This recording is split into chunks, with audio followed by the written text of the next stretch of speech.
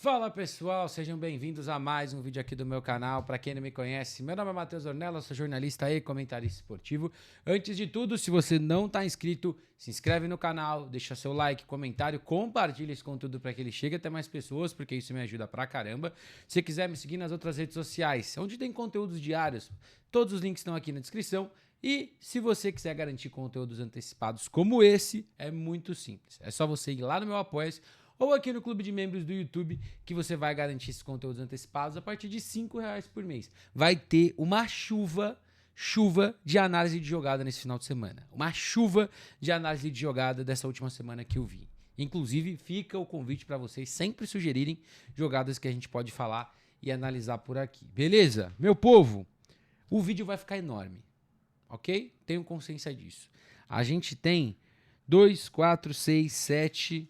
9, 11, 13, 15 jogos pra gente falar. 15. Então, é jogo pra dedéu. Fiquem aqui.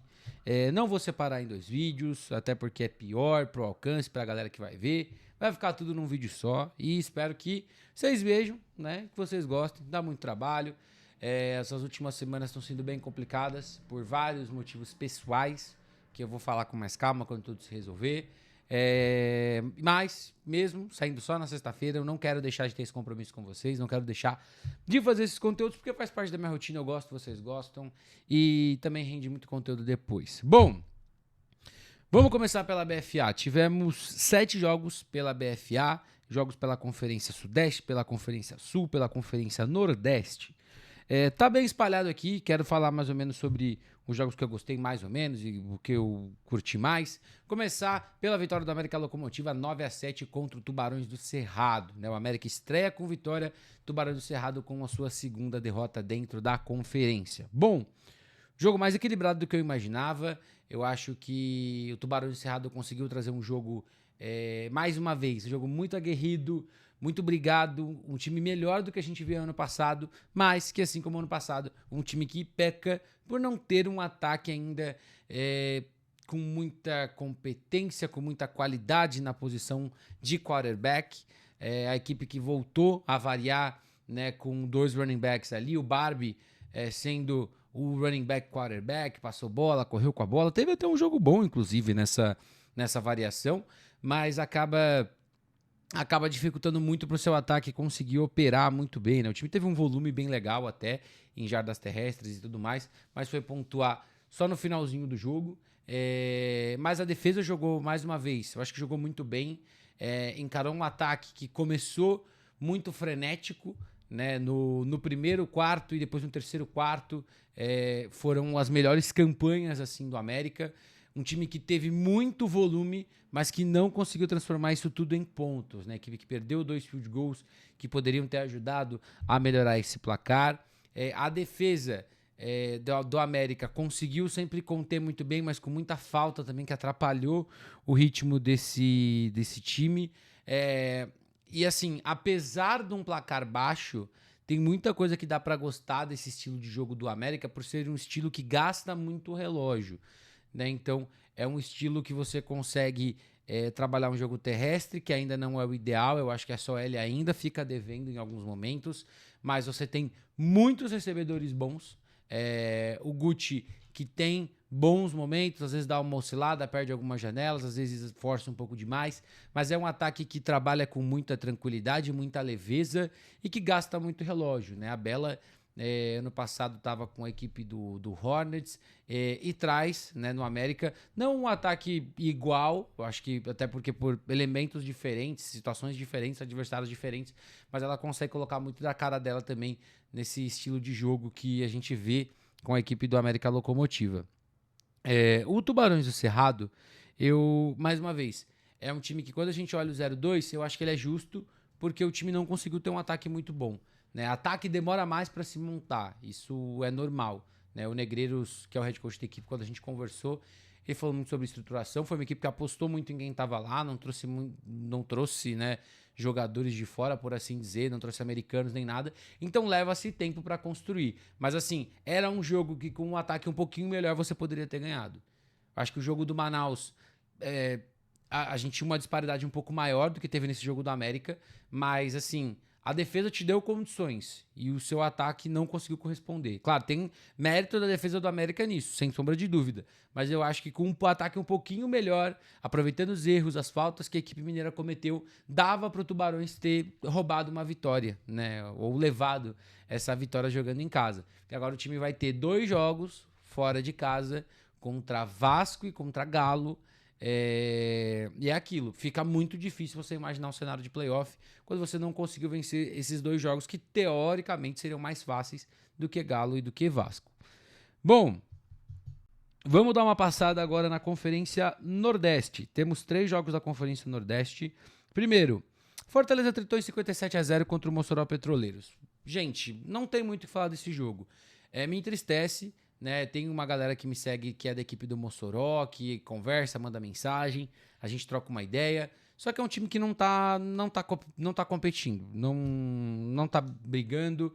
É um time que não consegue acertar no básico ofensivamente, acertar no básico defensivamente, nos special teams. É um time que parece muito perdido, né? E não é só peças. O time não tá organizado jogando futebol americano. Então é um time que tá muito abaixo. É um time que não consegue competir e que vai ter um jogo para brigar contra o Caruaru Wolves, né, por uma vaga nos playoffs. Mas assim, nesse momento, eu não vejo esse time de Mossoró conseguindo ganhar de ninguém. Pode brigar, como brigou no primeiro jogo contra o Redentores, mas eu não vejo ganhando de nenhum time agora, né? Essa é a forma como eu vejo.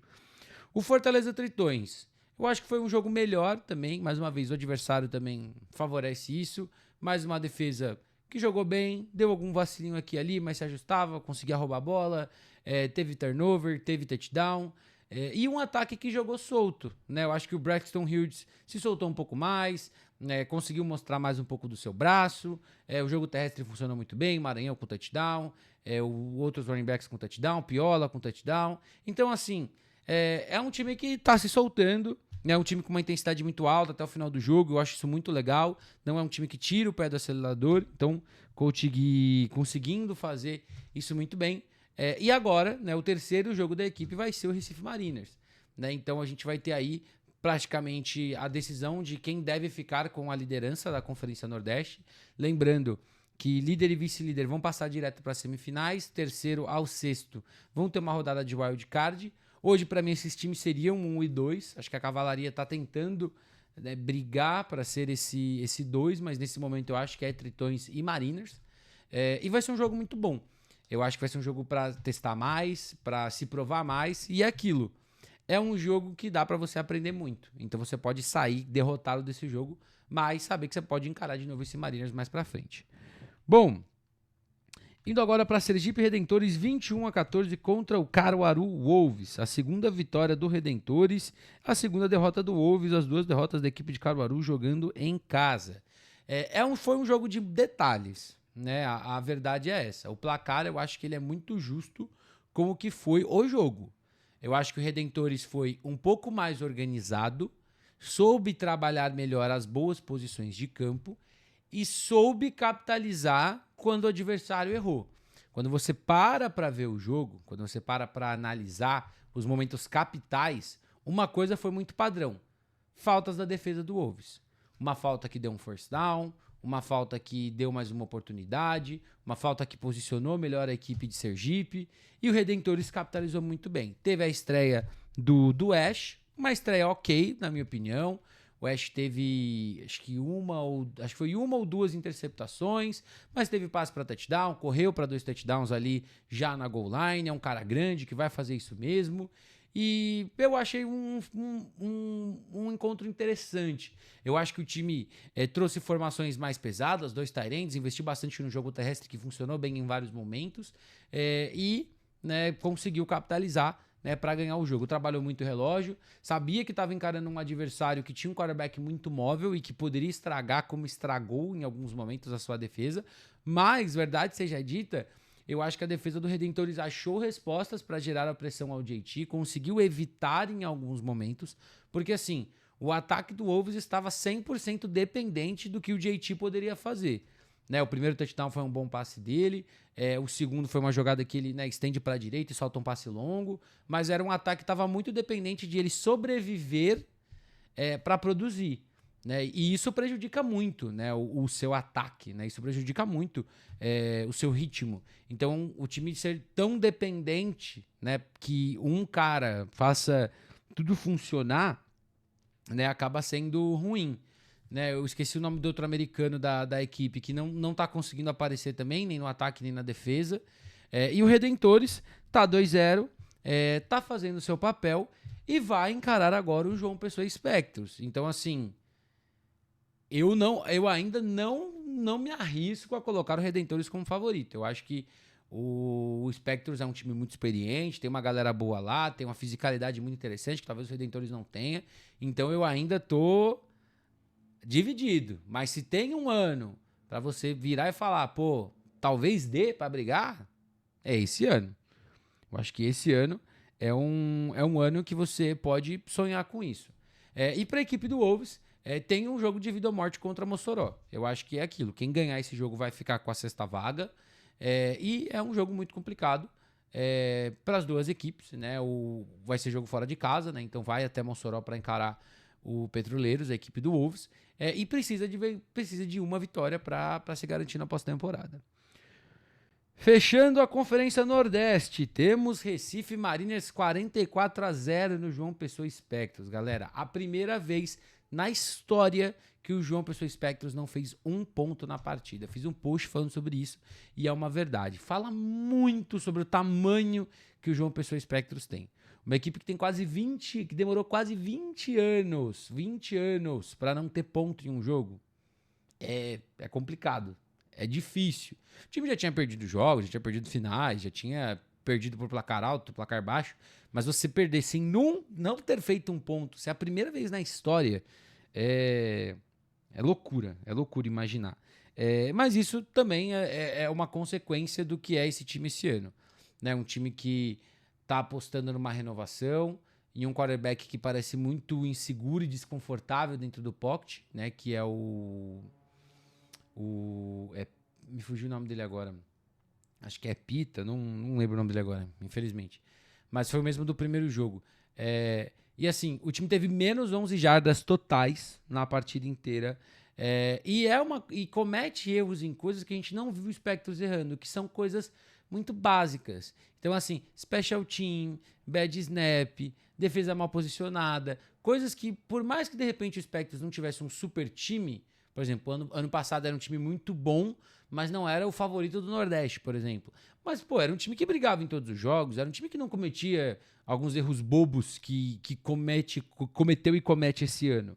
Então, assim, é um caminho longo, é uma reconstrução longa para essa equipe do Spectros, mas é aquilo. Se eu não tenho super talento no elenco, se eu não tenho um jogador ou dois que podem fazer a diferença, se eu não vou investir financeiramente para trazer americanos, que eu deixo bem claro aqui, eu não vejo nenhum problema no Spectros apostar num time brasileiro, renovação, vamos sem americano. Nenhum momento isso é um problema para mim.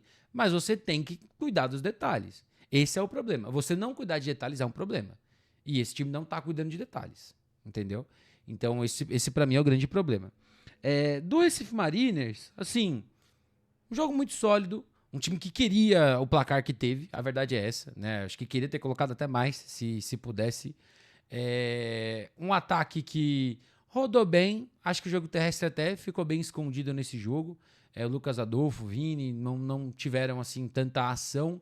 Fadini com um jogo solto, trabalhando muito com todos os seus recebedores, com o Danilo, com o Atos, com o próprio Lucas Adolfo, com o outro menino que teve o touchdown que eu esqueci, o americano da equipe também que teve snaps como recebedor e teve um touchdown. E assim, o que eu mais gosto disso é que você vê momentos bons e ruins desse ataque aéreo, né? Algumas jogadas boas e outras não tão boas. Só que você vê que o Mariners ele deixa muita informação no campo. E é muita informação que o Fortaleza Tritões vai ter que estudar, que a Cavalaria vai ter que estudar, que qualquer time que pegar o Mariners vai ter que estudar. Então, por exemplo, com uma movimentação de running back, você vê coisas diferentes acontecendo no campo. Uma hora é um passe curto, uma hora é um passe no tight end, uma hora é uma corrida, uma hora é uma coisa diferente. Então, assim, nem tudo dá certo, mas é muita informação para você processar. Então, você precisa sempre estar atento a tudo. Então, eu acho que tem o mérito até quando você erra, né, dentro desse ataque. É claro, o ideal é que tudo funcione, né, para a defesa ficar ainda mais preocupada, mas é aquilo. Quando você mostra muita coisa e eventualmente as coisas funcionam, né, as defesas vão pensar muito nisso. A defesa, acho que menos 11 jardas fala por si só. Uma defesa muito dura, muito intensa, que mais uma vez todo mundo queria dar tackle, todo mundo queria estar lá, todo mundo queria forçar turnover, todo mundo queria roubar a bola. E é um time que está muito pronto. Eu acho que o Mariners ele realmente é o favorito do Nordeste, junto com o Tritões, mas eu acho que o Mariners é um pouquinho mais. E é um time que, assim, eu acho que ficou muito doído do ano passado a forma como perdeu pro Almirantes em casa, pela primeira vez ganhou o Nordeste. Então é um time que eu acho que vem com um peso nos ombros que quer tirar. Então o jogo contra o Tritões, eu acho que a gente deve ter um jogo muito bom, muito intenso, muito físico pra gente acompanhar. Indo agora para a Conferência Sul da BFA, que finalmente começou também, né? As 4 equipes da divisão estrearam no último final de semana. E a única certeza que temos depois da primeira semana é que a Conferência Sul está totalmente aberta. 4 times que jogaram de igual para igual, né? 2 duelos decididos por menos de uma posse, um jogo por 3 e um jogo por 1 ponto. E jogos que têm coisas em comum, né? Que são os special teams sendo decisivos, né, para as 2 equipes que ganharam, né? No caso, o Almirantes e o Timberwolves.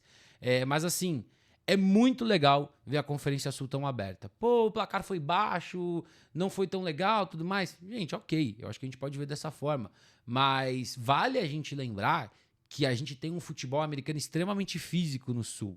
Claro que temos que falar aqui de ataques que jogaram muito abaixo ou que tiveram volume e perderam boas oportunidades. Mas assim, muito bom ver a Conferência Sul aberta desse jeito. Muito, muito bom. Vamos começar falando de Almirante 6-3 no Staples Futebol Americano. E verdade seja dita, fiz um post também no Instagram essa semana. Ninguém vende mais caro que o Staples. E isso é um elogio até a página 2. O time está 0-5 comparando o ano passado, perdendo por uma posse. E esse era um jogo que, com todo respeito ao Almirantes, com todo respeito ao atual vice-campeão da BFA, o Staples jogou mais bola. O Staples jogou mais bola que o Almirantes. O Staples tinha mais volume, o ataque estava mais entrosado, a defesa conseguia anular melhor o adversário, só que nem sempre mais volume se traduz em pontos. Então, bad snaps mataram esse time, faltas também atrapalharam esse time. Falta colocou o Almirantes em posição de um field goal extremamente longo, mas que garantiu a vitória. Gostei muito do Mazzola como quarterback. Traz uma velocidade, uma versatilidade, uma criatividade para esse ataque do Staples trabalhar. Mas 5 turnovers também não dá. 3 interceptações e 2 fumbles que ele perdeu. Então, assim, ótimo jogo dele, muito volume, cheio de highlight. Tem que reduzir turnover. Se não reduzir turnover, não vai ganhar nessa Conferência Sul com as defesas jogando o que estão jogando. A defesa, eu acho que a defesa fez um baita jogo, né? Conseguiu encarar um time que tinha um quarterback novo, mas que tinha muita expectativa, um time um pouco mexido também.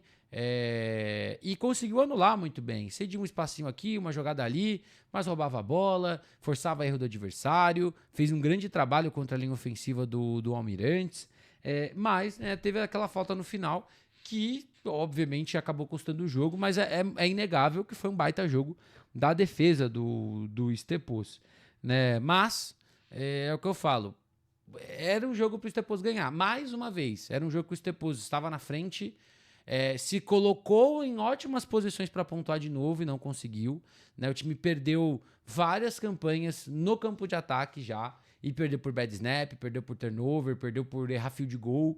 Então, assim, são muitas oportunidades que você deixa em campo, e quando você pega um Almirantes que tem um time muito experiente, esse time não perde essas poucas oportunidades que teve, né? Quando a gente olha essa vitória do Almirantes, quando a gente olha essa vitória do Almirantes, pra mim só tem uma frase: a win is a win. Tipo, uma vitória é uma vitória. Não jogou bem, não gostei do Tamarius, eu acho que o time não parecia entrosado, muita falta, a gente viu até lance da sideline brigando um com o outro, mas no final uma vitória é uma vitória. Venceu em casa, tá 1-0 e tá na liderança pelos critérios de desempate da Conferência Sul. Então é isso, uma vitória é uma vitória e no final é isso que importa. Mas foi um jogo muito abaixo. O Tamarius, um péssimo jogo dele. Mais uma vez, eu tenho ainda uma expectativa muito legal. Eu acho que o Tamarius ano passado no Nordeste ele conseguiu jogar bem, conseguiu ser um cara que manteve e fugiu o nome do time que ele tava, o Jangadeiros, no ano passado, mas assim, um jogo muito ruim, passes ruins, pouca força, faltou precisão para ele, não sei o quanto é o entrosamento, o quanto de repente o primeiro jogo, um clima muito diferente, né, muito mais frio do que, sei lá, ele estava acostumado, enfim, eu acho que é uma adaptação, mas assim, foi um jogo muito abaixo da parte dele. E o jogo terrestre não acompanhou, né? O jogo terrestre não deu uma possibilidade de você tirar a bola da mão do Tamarius e não obrigar ele a passar tanto a bola. A defesa, mais uma vez, foi uma defesa que cedeu espaço? Foi. Foi uma defesa que o Stepos conseguiu criar muito volume? Foi. Foi uma defesa que fez muitas faltas? Foi. Mas foi a defesa que garantiu a vitória. Foi uma defesa que roubou a bola, foi uma defesa que nos momentos cruciais garantiu que o Almirantes ainda estaria no jogo. Né? Lucas Carneiro, um baita jogador de secundária, 2 interceptações, inclusive no final do jogo, que ajudou a posicionar para o chute do Batatinha. E é um time que, mais uma vez, nada funcionou da melhor maneira possível. Uma vitória é uma vitória, o time venceu. Não tô sendo polêmico aqui, tá? Eu vou falar do fundo do meu coração. A gente devia começar a falar mais do Batatinha como um cara, talvez, para ser considerado ali numa seleção brasileira, né? Assim, eu sei que ele tem muito menos jogos do que outros caras têm durante o ano. Eu sei que, por ele ser só kicker, ele acaba se limitando, porque a gente sabe que a seleção sempre prioriza punters e kickers, e se eu não tô enganado, ele não é punter. Mas assim, ano passado garantiu o título do Sul com field goal. Primeiro jogo da temporada, uma patada de 50 e uma patada de 54. Tem pouquíssimos caras que conseguiriam fazer isso. Game winner, 54 jardas, poucos caras conseguiriam fazer isso. Então assim, claro, é um processo longo, não é tão simples. Quem tem as oportunidades, eu acho que também fez muito por merecer, né? Amilcar, Aranha, tem outros caras aí que podem ter oportunidades, né? Lucas Valente, Adolfo, né? Outros jogadores também da posição que desempenham, mas assim, cara, é um jogador muito bom que mostrou que tá aí pra decidir. Bom, seguimos aqui gravando, só conferindo se tá tudo certo, porque no último vídeo deu problema. Vamos agora para Timberhawks 13-12 contra o Santa Maria Soldiers. Um jogo que me surpreendeu pelos 2 quarterbacks que entraram em campo. Existia muita dúvida sobre a volta ou não do Romário. O Romário não jogou, o Romário ainda está se recuperando da operação no seu joelho. Matheus Tanaan foi o quarterback titular e assim, gostei do Matheus Tanaan. Acho que não se comprometeu, 18 de 24, 202 jardas, um passe para touchdown. No primeiro touchdown de Santa Maria, acho que foi o erro do nervosismo, tentou salvar uma jogada morta e acabou sofrendo um fumble que virou um touchdown. Mas assim, um jogo muito seguro da parte dele, um jogo muito controlado e um jogo em que o seu jogo terrestre não funcionou e dependeu do braço do Tanaan para ganhar, né? Então, assim, eu gostei muito, menino muito jovem, 21 anos, é uma estreia muito interessante e é aquilo que a gente vê, né? É um Timberhawks que conseguiu implementar mesmo um estilo de jogo independente de quem tá em campo. Acho que não dá para comparar, obviamente, com o Romário, por vários fatores, mas, né, fez o suficiente para ganhar o jogo, né? E do outro lado, a gente viu o Brian Axel como quarterback, né? Me surpreendeu, um time que o Douglas foi o comandante por tanto tempo. Confesso que não consegui ver ele na sideline, então não sei nem se ele tava, de repente foi alguma outra questão. Mas assim, eu entendo a aposta, porque o Axel traz uma versatilidade, uma possibilidade de correr com a bola, que foi bem utilizado em alguns momentos. A OL teve seus bons e maus momentos, e muitas vezes o Axel foi obrigado a sair do pocket, tentar correr, tentar estender jogadas, tentar salvar jogadas. E ele não foi tão consistente passando a bola. Eu acho que teve uma interceptação logo na primeira campanha, interceptação um pouco ruinzinha. Depois ele teve um momento ou outro, mas assim, ou força de mais ou força de menos, por estar em movimento é mais difícil passar a bola. Não foi necessariamente um jogo tão bom do quarterback. As duas OLs eu achei um pouco abaixo, principalmente pro jogo terrestre. O OL do Rex eu tinha uma expectativa de que um ano para o outro a gente conseguiria ver um salto de produção, principalmente pela galera estar mais tempo junto. A gente não viu essa fisicalidade dessa linha ofensiva nesse primeiro jogo. Mais uma vez, existe mérito de Santa Maria. O Soldiers, né, que tem também alguns jogadores do Bravos, jogou muito bem, conseguiu ler muito bem, encheu a caixa, forçou, né, situações desconfortáveis para o jogo terrestre do Timbó Rex, que tem mais um jogador daqui de São Paulo que não era running back, que virou running back, o Fusaro. Né? Gostei de ver, interessante a gente ver essa transição da posição pro Fusaro, mas foi uma OL que, na minha opinião, deixou a desejar. Né? As defesas eu acho que fizeram bons jogos.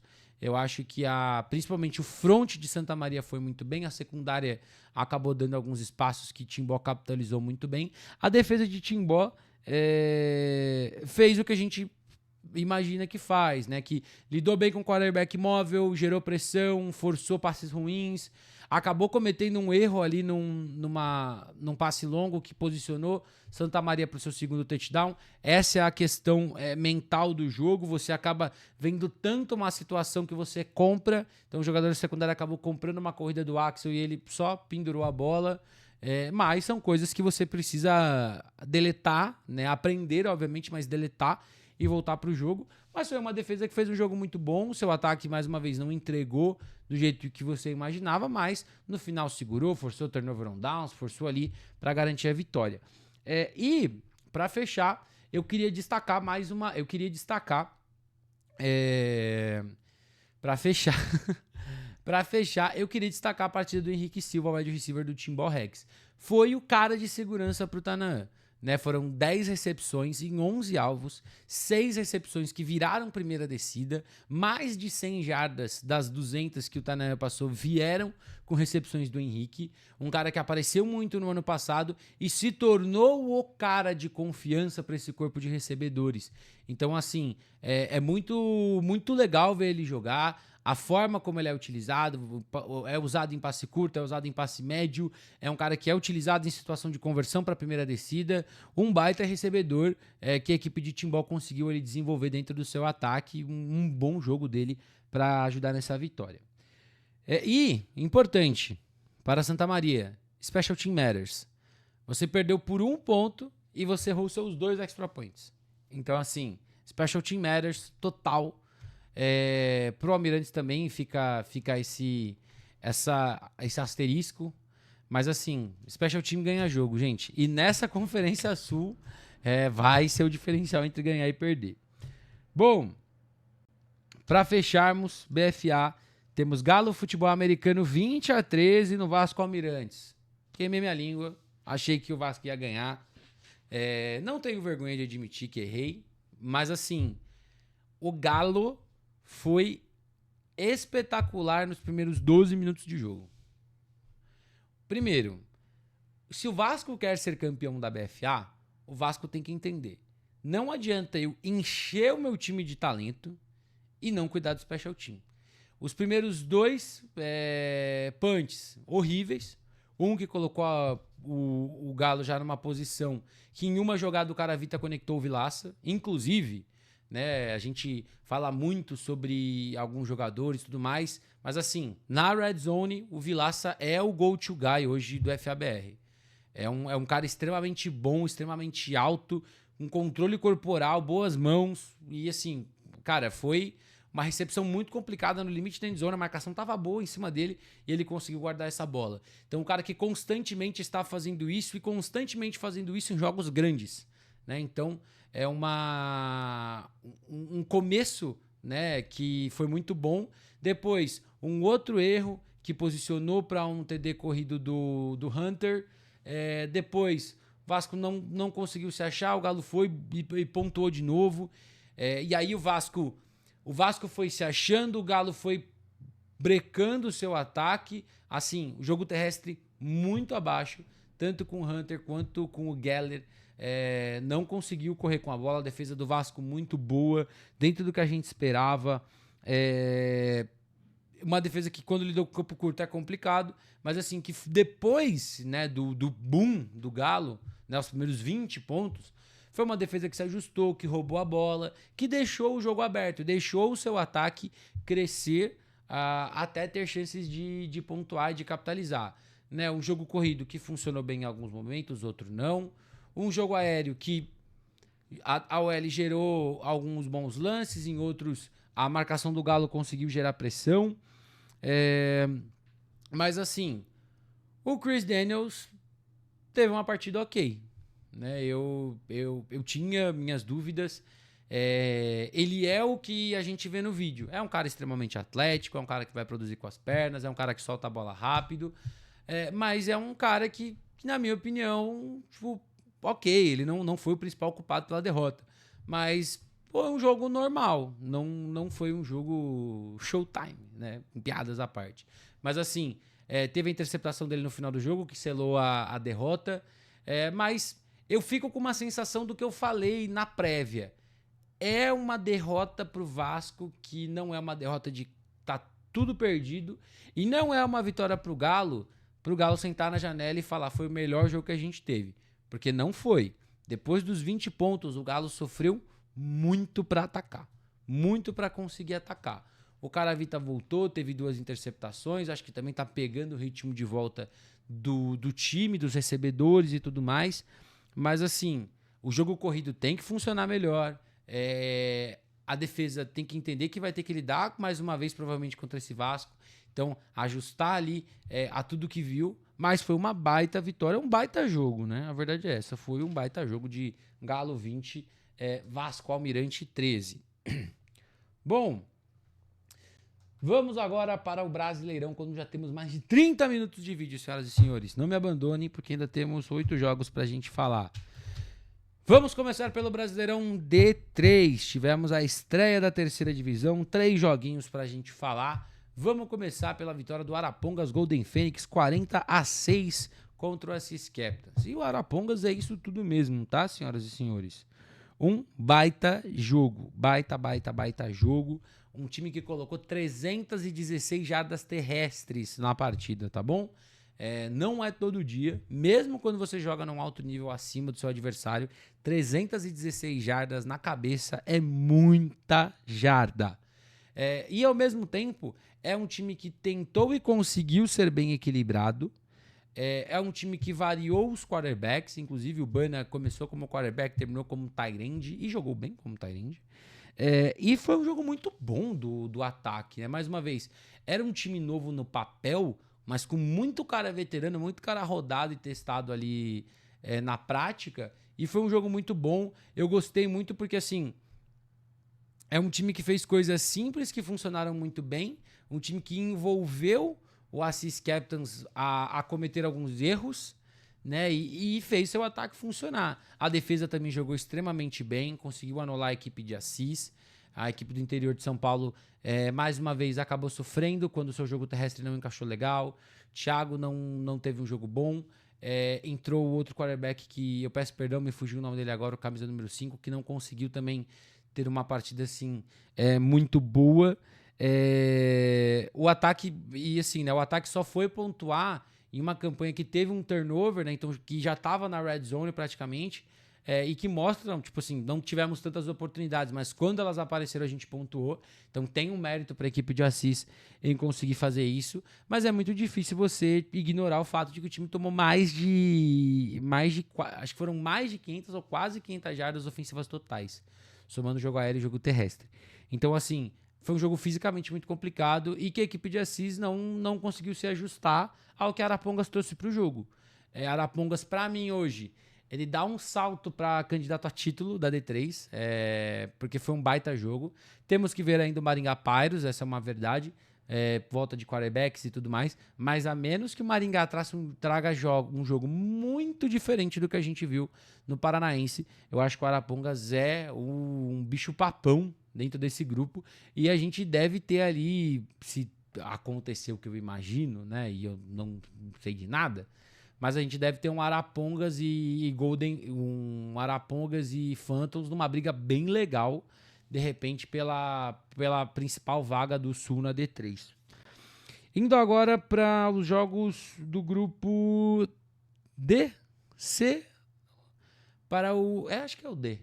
Para os jogos do grupo D, da D3. Tivemos a rodada em Caraguatatuba, rodada que uma galera me perguntou, veio falar comigo sobre questão de arbitragem, né, que era uma arbitragem da FEFASP, não a da APAEFA.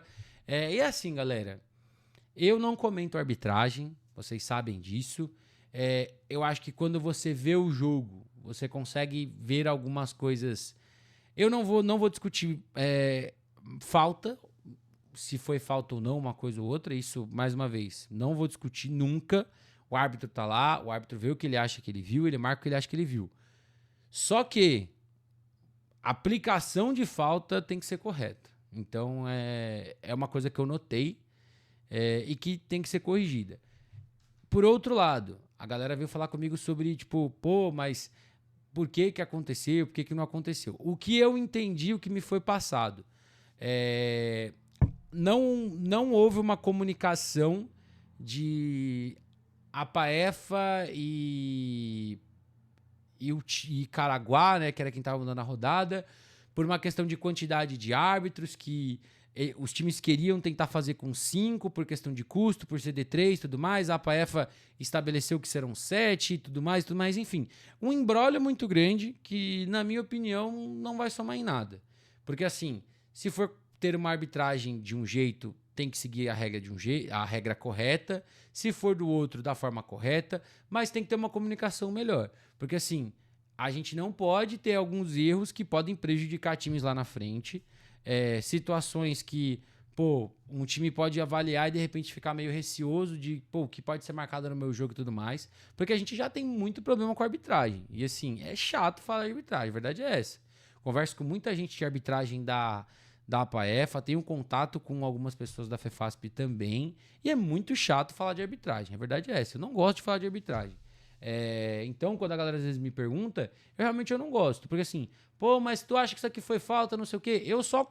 Raramente eu comento, e muitas vezes eu comento de jogos em que eu estava ao vivo, porque você tem uma visão melhor, porque no vídeo é fácil, Então assim, eu não sou gente, eu fico com medo de ter mutado esse microfone, eu não sou um defensor de quando o árbitro erra tem que passar pano, mas galera, tem lance que, o jogador quer deixar em 0,25 a velocidade para acertar e falar, pegou ou não pegou. Enfim, chega de falar de arbitragem. Já cansei de falar de arbitragem. Vamos falar de jogo. Vamos falar de Santo André Werewolves 8-3 contra o Vikings Berserker. Jogo que me surpreendeu, ok. O Werewolves que eu coloquei como candidato a título e só não perdeu o jogo porque o Berserker não conseguiu ter um ataque fluido. A primeira campanha do Berserker foi muito boa no jogo, posicionou o time para chutar um field goal, mas depois disso o ataque não conseguiu operar direito, foram 5 turnovers, e o time teve a oportunidade de capitalizar. O Werewolves errou ali no segundo tempo, um punch, colocou o time numa ótima posição e não conseguiu capitalizar. E assim, o Berserker é para isso, mais uma vez, o Berserker é para rodar, é para aprender, para acertar e para errar. Mas você perdeu uma chance muito grande de ganhar do que, na minha opinião, era o favorito do grupo. Você pegou um favorito no grupo que cometeu turnovers, que não transformou seu volume em pontos, que teve um segundo tempo horrível em chamada, em decisão de quarterback, em plano de jogo. Eu acho que o Werewolves poderia ter corrido com a bola e poderia ter controlado muito mais as ações, se arriscou demais, sem necessidade nenhuma.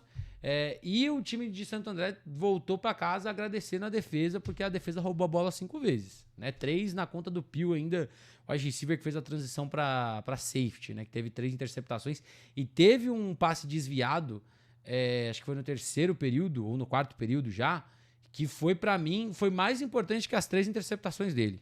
Foi um chip providencial num belo passe que o Berserker tinha encaixado. Inclusive, passar para falar para vocês que saiu o documentário do Vikings, contando a história do time e tudo mais. Eu vou deixar o link na descrição para vocês conferirem. E, cara, foi um documentário que saiu no ano passado, que a gente viu ao vivo, eu vi ao vivo, né, a apresentação. Foi um documentário que o Michel ele rodou, né, para tentar participar de festivais e tudo mais. E agora ele pôde ser divulgado no YouTube. Tem no comecinho uma narração minha, eu achei muito legal, fui surpreendido na época por isso. E eu recomendo todos a darem uma olhada. É um vídeo muito legal, um documentário, né, na verdade, não vou falar vídeo, um documentário, dá um trabalhão. É um documentário muito legal, conta a história do time, caminhada, a história de alguns jogadores também. É um documentário muito legal, muito tocante para todo mundo acompanhar. Mas assim, pra gente fechar esse jogo, a defesa do Berserker, um bom jogo, principalmente no segundo tempo.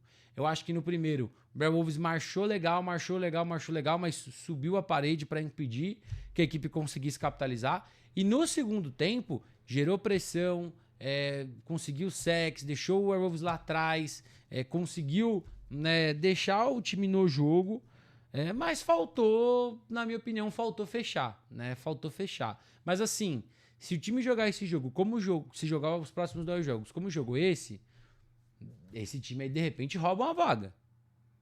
Pode roubar uma vaga. Mas eu confesso que eu tenho uma sensação que esse jogo poderia ter sido mais que 8-3.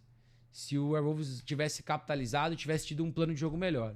Mas o jogo é jogado, o jogo foi 8-3. Muito mérito do Berserker, muito mérito do Serdar, né, que é o head coach dessa equipe de desenvolvimento. E assim, um bom jogo. O Berserker, de 4 jogos na temporada, 3 o time jogou muito bem, apesar de ter perdido. Bom, o outro jogo da D3 foi a vitória do Tatuapé Monsters 21-7 contra o Caraguá Ghost Ship. Um jogo que foi dentro do que eu imaginava, porque foram 2 equipes que o arroz com feijão é muito bom, mas quando tenta um pouquinho a mais é onde a coisa engrossa e nem sempre dá tão certo. Né, eu gostei muito do que a gente viu do ataque do Caraguá Ghost Ship. O Gui foi o quarterback da equipe, né, o cara que é head coach, quarterback, joga na defesa, trabalha no time, faz tudo. Eu sou muito fã do Gui. Teve um jogo bom no básico, mas quando acabou tentando um passe um pouco mais em profundidade, uma situação que pedia um passe um pouco mais longo, foi quando ele acabou se atrapalhando, né? E assim, mais uma vez, eu acho que é um time que entendeu que precisa fazer esse básico bem feito e conseguiu em vários momentos, né? Abriu o placar, saiu na frente, a defesa jogou bem, roubou a bola 3 vezes. É um time que, na minha opinião, também muitas faltas dos 2 lados, então é um ponto de atenção. Mas assim, eu gostei. Eu acho que o Ghost está crescendo na proposta de arroz, feijão bem feito. Arroz, feijão bem feito. Só que encarou um time que já faz isso há mais tempo. Que faz já esse arroz, feijão há mais tempo e que tem um temperinho numa jogada ou outra a mais, né? Como foi o segundo ou o terceiro TD, acho que o segundo, o do Samurai. Né, uma jogada diferentinha aqui, chamou a adversário, bum, bum, bum, TD. Entendeu? O time que foi com o Beto como quarterback titular, decisão que, na minha opinião, eu acho acertada. Eu acho que o Beto traz uma versatilidade maior. É um cara que traz uma energia diferente, mas que vem no pacote um cara que se arrisca mais e que pode cometer erros como cometeu. Foram 3 interceptações na conta dele. E isso acaba ficando no registro do jogo. Eu acho que ele e o Afonso têm estilos bem diferentes de um para o outro. O Afonso talvez não tivesse tomado 3 interceptações, mas o Afonso também talvez tivesse tentado e arriscado um pouco menos, por ser um cara mais conservador, que cuida melhor da bola nesse aspecto. Então, é muito um jogo de xadrez do que esse time vai querer fazer. E a questão esse time não conseguiu correr muito bem com a bola. Então, é um ponto de atenção. Se eu não consigo correr com a bola e eu vou depender do braço do cara que vai arriscar, o Beto talvez seja o cara. pô, meu jogo terrestre tá encaixando bem, eu vou poder apostar em screens, em passes mais curtos com o tight end, como a gente vê esse time fazendo isso um pouco mais, e um pouco mais de play action, o Afonso pode ser o cara. É muito, na minha opinião, do que acontecer no jogo. E isso é bom e ruim, porque você nunca vai, talvez, ter o 1, né, pro seu ataque. Mas, assim, um jogo muito bom das duas equipes, a defesa do Ghost contra o jogo terrestre jogou bem, como eu disse, roubou a bola 3 vezes, segurou o time no jogo por bastante tempo, mas é a construção. Faltou, né, o arroz com feijão, e faltou talvez o temperinho, né, a mais que o Monster já tem por estar fazendo isso há mais tempo. Mas mais uma vez, gostei muito da partida do Ghost. Acho que a gente tem aí um time que aprendeu muito com a SPFL e que tá numa constante evolução. É um time que precisa de mais jogadores também, né? Quando a gente vê o quarterback da equipe tendo que jogar na defesa, é um sinal de que a equipe precisa de mais gente. A gente sabe que é um time que está investindo em tentar trazer jogadores novos, está numa região que talvez não consegue trazer tanta gente, mas é um time que tá crescendo e, como eu sempre falo, eu gosto muito do pessoal do Ghost, da administração e tudo mais, torço muito para que o time continue crescendo. Bom, vamos para o Brasileirão D2, porque tivemos 3 jogos. Vamos começar por Brasília Wizards 16-14 no Brasília Templários, né? As duas equipes do grupo D, da D2. E assim, jogo muito apertado, jogo muito parelho, jogo de duas equipes que estavam muito nervosas, de duas equipes que erraram muito, que arriscaram muito. Jogo limpo, pouca falta, gostei disso inclusive. Uma faltinha outra aqui, nada muito grave. Então parabéns para as duas equipes por um aspecto que a gente às vezes vê times muito experientes cometendo mais de 100 jardas de falta por jogo. A gente não viu isso nesse jogo, a gente viu um jogo muito limpo, um jogo muito tranquilo das duas equipes. Mas, né, que o Brasília Wizards acabou vencendo porque conseguiu, em alguns momentos, capitalizar melhor nas boas posições de campo. O Templários até, na minha opinião, tinha um pouco mais de opção, o quarterback que corria um pouco mais com a bola, que podia se arriscar um pouco mais, mas que perdeu nessas oportunidades, principalmente no campo de ataque. É o Templários que efetivamente tem uma base de jogadores do Tubarões do Cerrado, mas, pelo que eu entendi, são jogadores jovens de desenvolvimento, ou caras que não estão jogando no time principal há um tempo.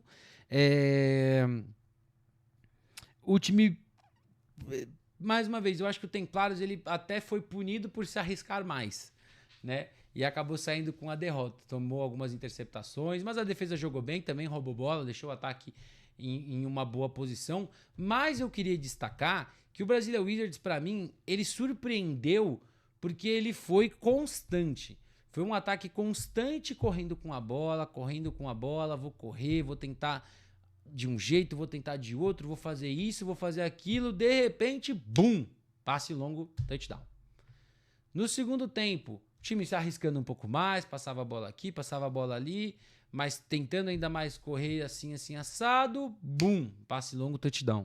Então, assim, 2 passes para touchdown do Pedro Alves, que também não teve uma partida espetacular, porque tiveram alguns turnovers, ele teve algumas interceptações, mas assim, foi um jogo muito inteligente do Brasília Wizards em vender tanto a corrida que na hora que o passe veio, a equipe do Templários não estava olhando para o fundo do campo. E foi assim que a equipe conseguiu 2 touchdowns e foi assim que a equipe garantiu a sua primeira vitória no Brasileirão D2. Vamos agora para o grupo B da D2. Matilha dos Vales 19, Erechim Coroados 16. Jogão. J maiúsculo. O jogo que o mando era do Erechim Coroados. Um bom jogo das duas equipes. Erechim começou muito bem. O Anthony foi quem começou comandando esse ataque. Um quarterback mais rápido, mais esguio, que conseguiu um passe longo para o primeiro touchdown do jogo. Depois errou um pouquinho, o Ibra voltou, depois ele rodou e nesse vai e vem, eu acho que o ataque não conseguiu achar muito o seu ritmo para aproveitar melhor algumas oportunidades. Encarou uma boa defesa, a defesa da Matilha fez um bom papel também para parar, né? O Erechim tentou até algumas trick plays, a defesa parecia muito bem montada para tentar evitar, acho que teve uma no final que acabou dando certo, mas o time ganhou no final das contas. Assim, e eu gostei muito do jogo. Eu acho que o Erechim vendeu muito caro. A defesa se ajustou muito bem, né, com o passar do jogo. A Matilha que teve a estreia do Jordan Ambrose, né? Ambrose. Jordan Ambrose. Começou bem também. Trouxe um pouco do que a gente viu na tape dele jogando, acho que na Polônia, né? Que ele tava. E assim, um quarterback que vai correr com a bola, um quarterback que tem um bom braço. E assim, o começo do jogo me agradou mais que o final.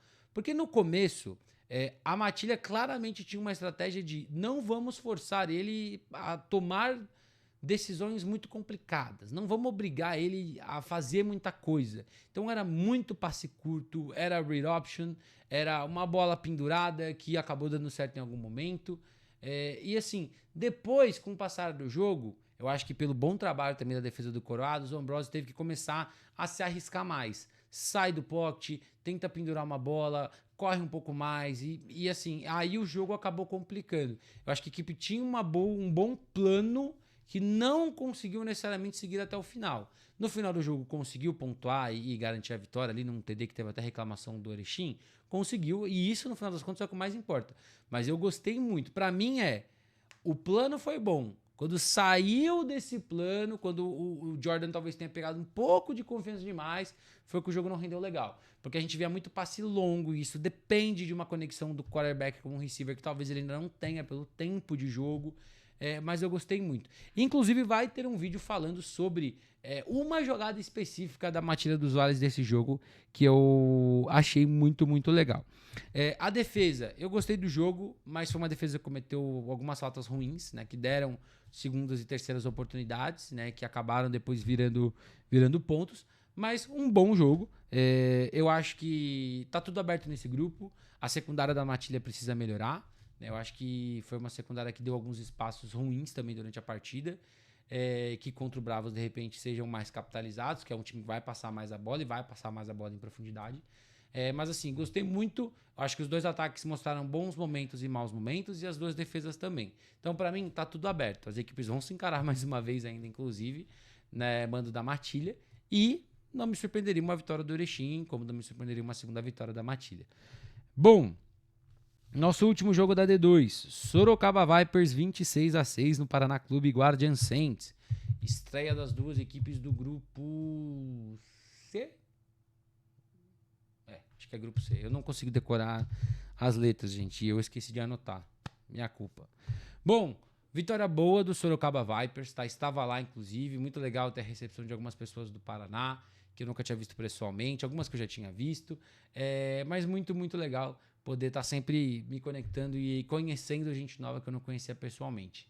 E assim, um jogo que o ataque do Guardian Saints, mais uma vez, deixa a desejar por snaps. Assim, eu até acho que a OL fez um jogo melhor do que a gente estava vendo no Paranaense.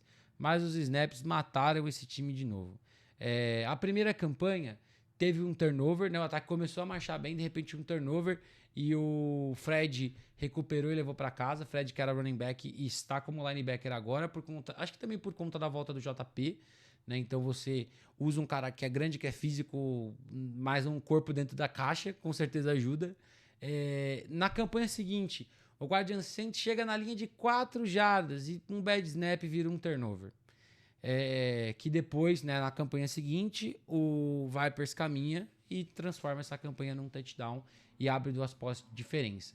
E tiveram bad snaps durante o jogo inteiro, um que virou safety, um que atrapalhou a campanha. E com tudo isso, né, a gente também viu um Leandrinho tentando salvar jogadas e quase sendo interceptado algumas vezes. Foi interceptado algumas também. Acho que foram 5 turnovers, se eu não me engano, para a defesa de Sorocaba. Então, assim, é um ataque que tem potencial, consegue marchar. Teve um TD anulado por interferência de passe. No final, o Luca entrou e teve um TD. Então, assim, foi um ataque que jogou bem. Só que assim como na final assim como no Pinhão Bowl, muito volume e pouco ponto. Então o time precisa urgentemente ou corrige os snaps, ou vai ter que mudar. Esse é um time que vai jogar mais em under center para evitar isso. Porque isso, não digo que isso custou a vitória, mas isso com certeza mudou muito o jeito que o jogo ia funcionar. Virando para o outro lado, né? Olhando para o ataque de Sorocaba e a defesa do Guardian Saints. Foi uma briga muito boa. Tiveram momentos em que o Vipers correu bem com a bola, momentos em que a defesa fez um bom trabalho, momentos em que o jogo aéreo funcionou legal, no outro era uma interceptação para a equipe do Guardian Saints. Deluca e Jimmy fizeram uma briga muito legal, que o Jimmy conseguiu tirar um TD da mão do Deluca, depois teve um outro lance, Deluca teve um TD no segundo tempo.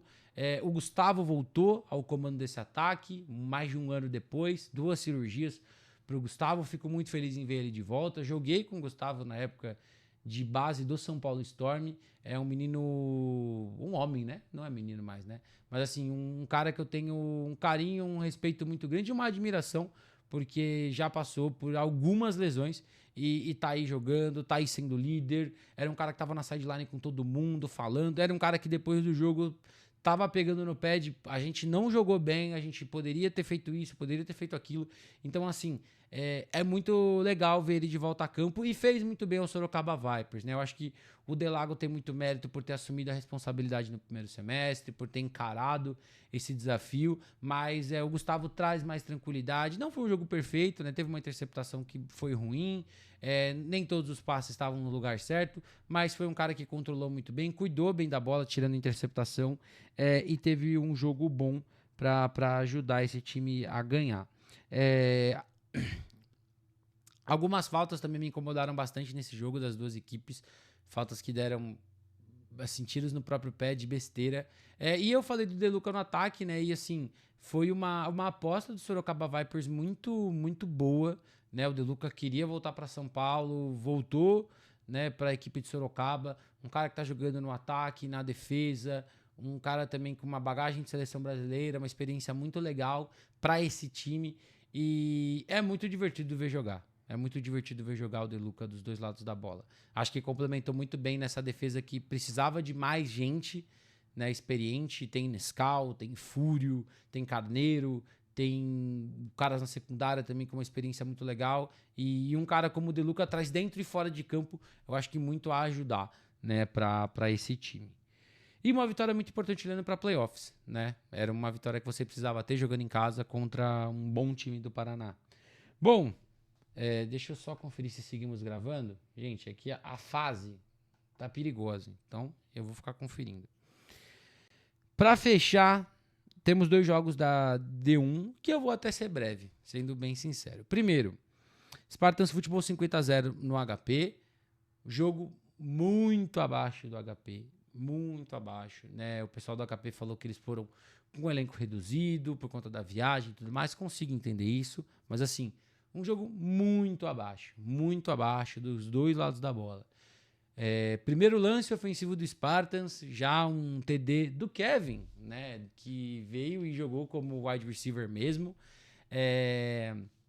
E um ataque do Spartans que conseguiu ser muito dominante. A defesa no começo cedeu um espacinho aqui, um espacinho ali, depois foi ajustando e achou sua cara, e não deixou o HP mais marchar de jeito nenhum, né? E foi um jogo que eu acho que pro Spartans, né, é um jogo que colocou o Spartans numa posição muito confortável já olhando para playoff, né? Porque assim, você vai pegar um Corinthians Steamrollers de interconferência, que na minha opinião é um jogo muito tranquilo para o Spartans nesse momento. E mesmo que você perca os outros 2 jogos, né, para Brown Spiders e Croco, que são jogos, eu acho que, não sei se são fora de casa, eu acho que o Brown Spiders talvez seja aqui e tudo mais, não sei, enfim. Mas são 2, você com 2-2, a chance de você se classificar, ainda mais se essas duas vitórias forem boas, né, é muito grande. Então, assim, foi um jogo muito bom do ataque, Mamon com uma partida bem tranquila, Kevin com uma boa estreia, Nolan, foi um jogo até discreto do Nolan, mas é um cara que vai aparecer na hora importante, é o que o Spartans quer. Um bom jogo terrestre, né, com o Shake, que é um estilo de running back que quando tem um espacinho ele vai capitalizar, porque é um cara muito rápido, é um cara que vai achar o espaço e vai explodir. Ora era o Branco, que é um running back diferente, que é um cara menos físico, mas que na minha opinião é um cara que tem um pouco mais da mobilidade para escapar e produzir quando as coisas não estão tão bem. E são 2 caras que estão se completando muito bem nesse backfield, obrigado, né? Os 2 tiveram TD e foi um jogo muito bom. Jogo aéreo, todo mundo apareceu, todo mundo teve oportunidade. Estreia do Lacra também para esse ataque, com touchdown, com ele sendo diretamente responsável em mais 2, ou pelo menos mais um, com certeza, bloqueando e bloqueando muito bem. Né? O Lacra, que é um cara que estava no Sorocaba Vipers, aí foi pro Vikings e agora fez essa mudança pro Spartans. Então é um cara que tá tentando se provar, tá querendo crescer, tá querendo aparecer, e é aquilo.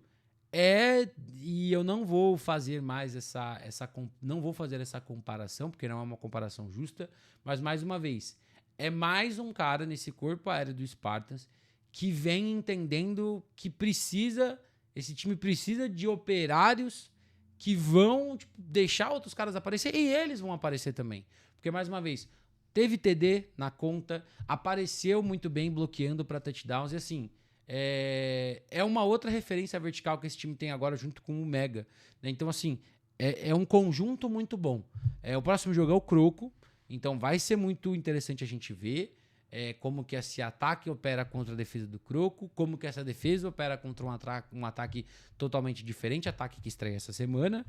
Mas uma vitória muito, muito sólida do Spartans, né? Não tem muito o que falar até, né? E o HP, eu acho, é opinião minha, eu acho que o HP deveria ter ido jogar D2, né? É uma opinião pessoal minha, gosto muito do pessoal do HP, converso volta e meia com alguns jogadores, uma galera de lá, mas eu acho que era um time que deveria de repente ter dado um passo para trás e ter jogado na D2 e algum outro time ter subido para D1 ou assim, enfim, algum ajuste poderia ter sido feito, mas acho que o HP acabou talvez cometendo esse erro de jogar a D1 esse ano de novo. Bom, para fechar, temos Vila Velha Tritões 52-13 contra o Corinthians Steamrollers.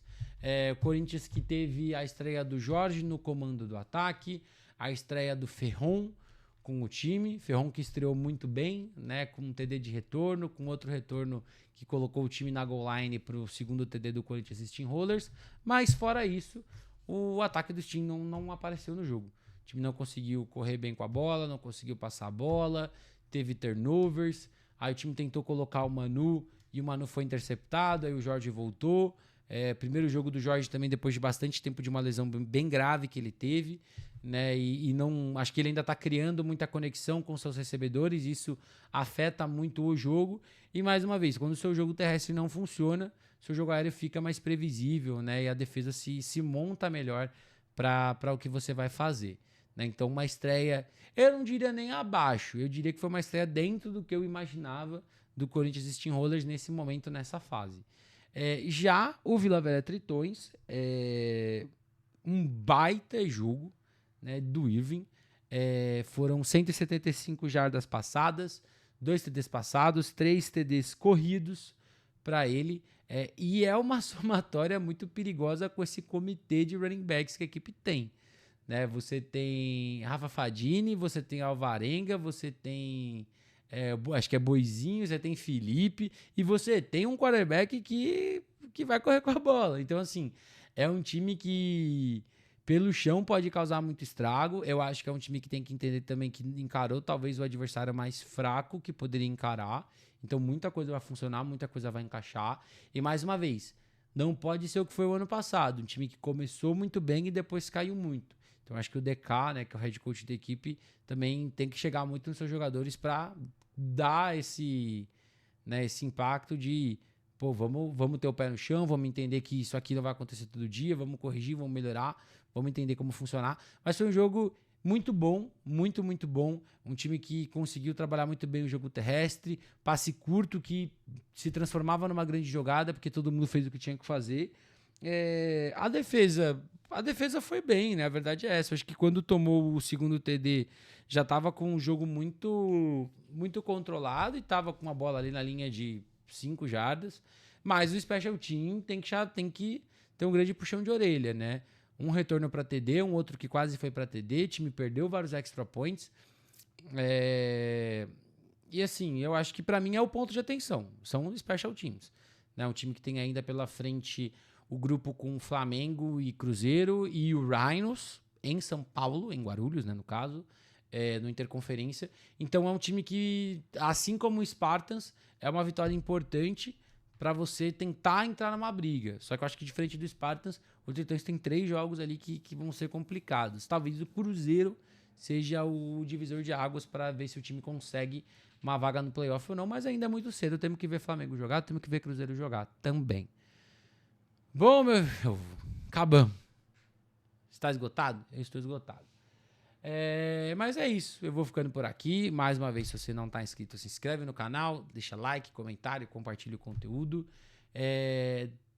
Mande para mais pessoas, galera. Mais de 1 hora de vídeo. E assim, dá muito trabalho assistir tudo, dá muito trabalho anotar tudo, dá muito trabalho lembrar de tudo quando eu tô falando na hora. Então, assim, por favor, deixem like, deixem comentário, compartilha, mesmo que seja só o do jogo de vocês, porque dá um trabalhão. E se vocês fizerem isso, vocês vão me ajudar pra caramba. Estamos quase com 2.600 aqui. Reparei que muita gente se inscreve quando tem live. Então, eu tô tentando, real, de coração, achar um momento pra gente ter live toda semana. Eu ainda não consegui achar. E essa semana eu ia fazer o recap, mas era muito jogo e eu não tava com as coisas organizadas pra fazer isso. Mas é isso. Redes sociais pra vocês, todas na descrição. E pra conteúdos antecipados, apoia-se YouTube Premium. YouTube Premium não. Membro aqui do YouTube. É isso. Tamo junto. Um abração.